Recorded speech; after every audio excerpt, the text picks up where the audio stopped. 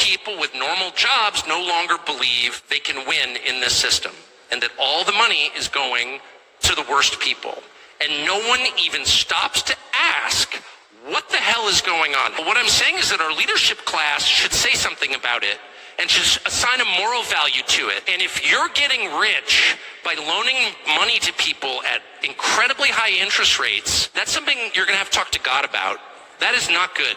That is not virtuous. That's disgusting. And the fact that nobody feels free to say that, nobody feels like you can just say like 30% on a credit card? Why is anybody paying a credit card bill? You know, because they always say, like, if the very rich, if you borrow enough from a bank, you're kind of in charge of the bank because they need you to pay them back, so they're totally happy to negotiate terms with you. But if you borrow a little bit from the bank, they'll just take your house away.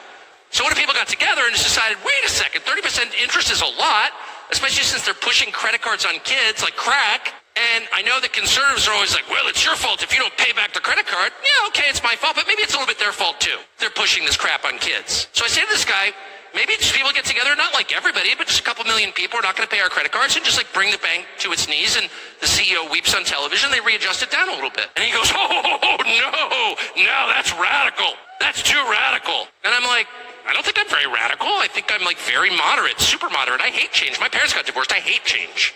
I like things to be exactly the same every day. I'm not radical. What I am is very worried that if we don't do something really soon, we're going to wind up like New York City. That there's going to be actual radicalism. And that radicalism will take very unhelpful forms. And you're going to see race and ethnic hatred that's real. And that you're going to see people behaving in hard-to-control ways. I want to look around and see a better country. And it's especially bad that young people can't afford homes. Let me just put a very precise point on this. If you want a measure of how your economy is doing, GDP, no, I don't know what even that is, the total economic activity. Oh, no.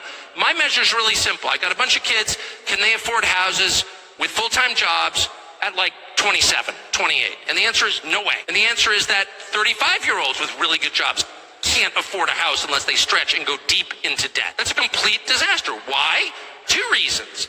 One, if people don't own things, they don't feel ownership of the country they're in. And the country gets super volatile because people feel like they've got nothing to lose. When you have a lawn, trust me, you're thinking long term. Second, it's really hard to have a family without a house. It's like super fun to live in an apartment if, you know, there's like a bar downstairs, you're in a cool neighborhood. I'm in East Village, it's so cool. So you're not going to have 3 kids there, you can't.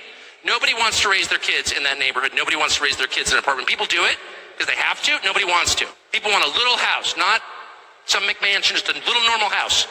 That is the actual American dream. And that is what is totally unattainable for young people.